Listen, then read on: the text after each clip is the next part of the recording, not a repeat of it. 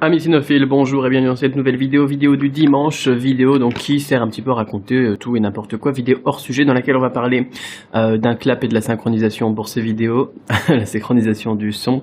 On va parler de vous, vraiment de vous, c'est très important. On va parler de comment enseigner si vous êtes prof. J'ai un conseil vraiment très important pour tous les profs qui regardent ou tous les profs en devenir. Et ensuite, on va parler du fruit qui pue en Chine. On m'a parlé d'un YouTuber qui avait fait une vidéo là-dessus et j'ai eu plusieurs demandes donc de votre part de réagir. Je vais réagir. Alors, première chose que je voulais évoquer avec vous, eh bien, c'est la synchronisation du son, la qualité des vidéos, etc. À première vue, tout va bien. C'est grâce notamment à ceci. Mon super clap tout pourri que j'ai pu synchroniser en faisant donc mon montage pour voir un petit peu le décalage du son. Et vous voyez maintenant quand je parle, quand je fais des lettres comme les P, les B, etc. Vous pouvez voir eh bien ma bouche bouger en même temps que le son et ça c'est fantastique quand même. Peu importe, ça me fait plaisir, vous vous en foutez complètement probablement. Deuxième chose qui me fait très plaisir et dont vous ne vous en foutez pas, c'est les contributions aux sous-titres. Je voudrais remercier tous ceux, vraiment remercier. Vous ne voyez pas vraiment en entier. Je voudrais vraiment remercier tous ceux qui ont contribué aux sous-titres sur mes vidéos. Je reçois à peu près des propositions quasiment tous les jours de sous-titres, de participation aux sous-titres. Je vous mets un lien dans la description si vous aussi vous voulez participer. En attendant, je voudrais remercier spécifiquement Steph, Quentin et des personnes aussi qui font ça de manière anonyme parce qu'ils ont dû cocher le truc ou bien ils n'ont pas dû cocher le truc justement qui permet pour moi de voir qui a participé et notamment de les mettre aussi dans les crédits de la vidéo. C'est-à-dire que dans la description de la vidéo dans laquelle il y a des sous-titres qui ont été faits par des membres de la communauté ici, eh bien vous avez le nom qui s'affiche et un lien vers leur chaîne. Donc c'est voilà. Tout simplement, merci beaucoup. C'est génial pour les sourds et malentendants qui regardent mes vidéos. C'est génial aussi pour les gens qui trouvent que je parle un petit peu vite aussi, d'avoir parfois les sous-titres en appui. Merci, vraiment merci. Voilà, troisième point que je voulais évoquer avec vous dans cette vidéo hors sujet, c'est l'enseignement. J'ai reçu un message de Sébastien, je crois, qui me disait, qui me parlait un petit peu de voilà comment est-ce qu'il faut construire son cours, etc. Bon, je vais répondre un petit peu à côté de la plaque, mais ça m'a fait penser à quelque chose qui est très important quand on est prof, quand on veut enseigner le chinois, c'est les rituels de cours. D'accord, c'est quelque chose que moi j'avais mis en place naturellement dans mes cours et pour lequel j'avais été félicité ensuite par l'inspectrice régionale, mon inspectrice préférée, quand j'étais enseignant pour l'éducation nationale, notamment au collège-lycée dans le nord de la France. Le rituel, c'est quoi? Eh bien, c'est tout simplement une habitude. À chaque fois qu'on commence un cours, on fait la même chose. Ensuite, on fait la même chose. Ensuite, on attaque le cours normal. Et ensuite, quand on termine le cours, eh bien, on fait aussi, là aussi, un rituel qui est habituel. C'est génial pour les élèves. C'est génial pour le cerveau parce que ça va permettre de libérer quelques endorphines et dopamine. Enfin, si vous connaissez le cerveau un petit peu comment ça fonctionne, c'est tout simplement comme une récompense parce qu'on sait à quoi s'attendre. D'ailleurs, ça marche aussi pour la musique. Pourquoi est-ce que les gens ils aiment la musique? Il y a un livre qui est très bien là-dessus, enfin des recherches, c'est un peu lourd à regarder, mais bon, pourquoi pas. C'était de qui? Je sais plus, ça s'appelait, je crois que je l'ai noté quelque part sur mes notes. Sweet Anticipation, Music and the Psychology of Expectation. Putain, qu'est-ce que j'écris mal, moi. J'ai dit un gros mot. Alors, grosso modo, le principe, c'est pourquoi est-ce qu'on aime bien la musique, en partie notamment, c'est parce qu'on sait à quoi s'attendre, on sait que la mélodie se répète, etc. Et du coup, à chaque fois, on a une récompense parce qu'on sait que ça va arriver, et puis ça arrive, et puis on a une récompense, on libère des hormones, etc. Bon, c'est un peu plus complexe que ça, mais c'est ça. Et du coup, quand on est en cours et qu'on a un rituel, eh bien les gens, ils savent aussi à quoi s'attendre. Si en plus le rituel est quelque chose qu'ils aiment bien, on va en parler juste après, eh bien ça leur fait en plus double dose de plaisir. Parce que non seulement, eh bien, ils savaient que le cours allait commencer comme ça, ils savaient qu'on allait faire ça, mais en plus, ils aiment bien ces parties-là. Et ça leur fait plaisir, voilà, tout simplement. Et on commence le cours dans la bonne humeur, on commence le cours serein et avec du plaisir tout simplement, hein. C'est le même que le plaisir sexuel, j'ai envie de dire, ouais, le chinois. Et ensuite on va terminer aussi sur une note positive. Si vous connaissez aussi un petit peu la psychologie, vous savez que le début et la fin de n'importe quoi, c'est tout ce qu'on retient. Vous regardez un livre par exemple, vous allez retenir très bien le début et la fin du livre, et tout ce qui se sera passé entre deux, au final, ça va être un peu flou. Voilà, tout simplement. Donc si le début et la fin, ça se passe très bien, au final, les gens ils vont trouver que le cours s'est très bien passé. Ouais. Il faut savoir tout ça. Enfin, moi, vous savez que je suis un geek un petit peu de tout ce qui est pédagogie et didactique de l'apprentissage des langues. Donc, je vous recommande de le faire. Exemple de rituel que moi j'utilise, parce que là, je parle, mais je vous dis pas concrètement ce que moi je fais et ce que vous pouvez faire. Vous n'êtes pas obligé de faire la même chose, mais ce que je fais moi, c'est que chaque cours, on le commence de la même manière, comme en Chine.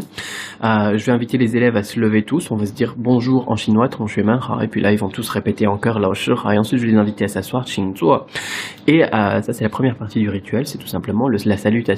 Ça fait une preuve de respect envers le prof aussi, ça permet de mettre un cadre aussi d'autorité. Et puis c'est rigolo de faire ça en chinois, c'est marrant. Et ensuite on attaque sur la minute culture.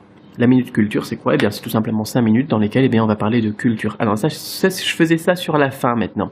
Dans la méthode Cramp, c'est pareil, et les gens ils vont se dire, alors dans la méthode Cramp, il nous libère des hormones et tout ça. Oui. Je termine chaque cours par la minute culture qui dure généralement 5 minutes, c'est pas, enfin pendant mes cours, quand c'est des cours de 55 minutes, la minute culture à la fin dans laquelle on parle d'un truc cool, de la culture, et je commençais mes cours par des actualités, les actualités sur ce qui se passe en Chine, et ça nous permettait d'enchaîner notamment sur du vocabulaire. Ensuite, là par exemple dans mon rituel actuel avec mon élève en français qui n'a pas encore un bon niveau et qui est pas très au courant non plus de la culture française, on commence à aborder la culture, mais j'ai commencé mon rituel actuellement avec des flashcards. À chaque fois des flashcards en début de cours, ça je sais qu'il y a pas mal de profs qui le font et c'est très bien, mais il faut le faire systématiquement, c'est ça un rituel, parce que le jour où vous le faites pas, l'élève va voir comme un manque. Donc le jour où vous le faites pas, il faut le changer, il faut le remplacer par un autre élément nouveau. D'accord? Pas un cours normal et dire voilà, oh mince, je suis arrivé en retard, j'ai pas le temps, je fais pas mon rituel. Là, il va manquer quelque chose et puis l'élève il va trouver que le cours il était pourri et que vous avez fait votre truc dans la précipitation. D'ailleurs, vous aurez fait votre truc dans la précipitation. Mais mieux vaut le faire dans la précipitation avec le rituel, si vous avez bien compris la logique. Voilà. Sapristi, on a ça dans la méthode Cramp alors. Mince alors. Il nous torture le cerveau en fait, Cédric, Allez, voilà, donc ça c'était un conseil sur l'organisation du cours, ça marche pour tous les profs. Et l'inspection, généralement, ils adorent ça aussi. Et c'est normal parce que on met tout de suite les élèves dans une ambiance, les aspects culturels quand on apprend une langue, surtout pour les profs de langue bien évidemment, mais ça marche aussi pour les autres. L'aspect culturel, c'est génial, l'aspect actualité, c'est génial, les flashcards, c'est génial. C'est tous des éléments pédagogiques qui ont fait leurs preuves, mais vous les utilisez pas n'importe comment, vous structurez tout simplement votre cours à chaque fois de la même manière, d'accord? Et parfois, quand on termine un cours, les élèves ils commencent à en avoir marre, à regarder leur montre et tout, à vouloir partir, et qu'ensuite on commence la minute culture, et bien là, même si on n'a pas terminé la minute culture quand on a la sonnerie, ou qu'on a terminé, si vous faites des cours particuliers ou n'importe quoi, c'est pas une montre mais vous avez compris le truc, et bien les élèves ils vont avoir envie de rester 2 minutes de plus pour écouter la fin. Vous voyez, c'est toute la différence. Les élèves ils ont envie de rester avec vous, alors que les autres, quand on arrive à 5 minutes avant la sonnerie, ils ont déjà rangé leurs affaires, ils sont prêts à partir, quoi. Voilà, anciens élèves, si vous regardez cette vidéo, vous avez compris aussi la logique du truc. Ensuite, dernière chose que je voulais évoquer dans cette vidéo hors sujet, c'est le fruit qui pue, le durian.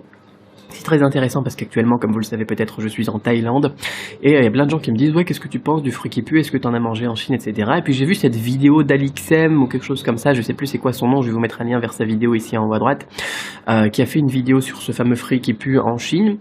Et du coup, on en déduirait que ce fruit est un fruit chinois, mais pas du tout en fait. Du coup, c'est pour ça que j'avais envie de réagir là-dessus. Effectivement, c'est un fruit qui pue, c'est dégueulasse, j'ai déjà goûté aussi. Bon, voilà. Le pire, c'est pas ça, en fait. Le pire, c'est que c'est dégueulasse et en plus, le goût, il reste dans la bouche après. Un peu comme quand vous mangez de l'ail ou des oignons, quoi. C'est horrible parce qu'on a des fromages qui puent aussi en France, honnêtement. Entre nous, c'est terrible. Mais là, ça reste, ça colle, voilà. C'est horrible. C'est horrible, tout simplement. Mais le point sur lequel je voulais insister là-dessus, le point sur lequel je voulais insister dans cette vidéo d'aujourd'hui, c'est tout simplement que ce n'est pas un fruit chinois. Au contraire, l'un des pays producteurs de ce fruit, c'est notamment la Thaïlande. D'accord? Et ici, en Chine, on les a, voilà, on envoie des caisses, par exemple, dans les étals de marchands de fruits. Ici, on a des étals de marchands de fruits, des boutiques, quoi, de marchands de fruits, où on a que ça. D'accord? C'est des boutiques qui sont spécialisées dans le durian.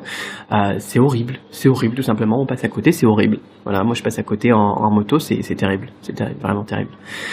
Et vous en avez peut-être une tonne, quoi, qui est dans une boutique, une seule boutique avec un seul fruit, le fruit qui pue, le durian, quoi. Voilà pour ma réaction là-dessus. J'avais juste envie d'insister sur le fait que ce n'était pas chinois. Effectivement, on en trouve beaucoup en Chine, notamment et surtout dans le sud et sud-ouest de la Chine. On se doute pourquoi, parce que eh bien, ce sont des pays qui sont limitrophes avec eh bien, ces pays de l'Asie du Sud-Est comme Thaïlande, Cambodge, Laos et compagnie. D'accord? Parce que c'est ici qu'on les produit. Voilà, sur ce, eh bien, je vous souhaite une excellente fin de journée, une excellente fin de week-end. Alors pour vous, c'est lundi matin si vous regardez cette vidéo en France, donc une excellente semaine plutôt. Et à très vite pour une autre vidéo. Bye bye.